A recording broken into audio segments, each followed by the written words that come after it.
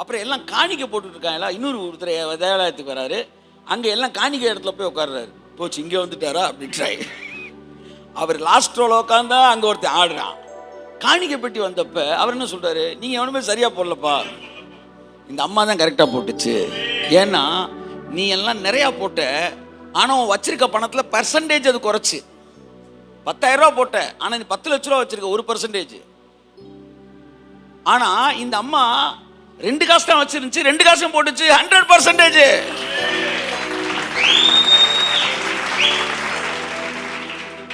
எல்லோரும் எவ்வளவு போட்டார்கள் என்று பார்த்தார்கள், இயேசு மட்டும் மீதி எவ்வளவு வைத்திருக்கிறார்கள் என்று பார்த்தார். கைதட்டு.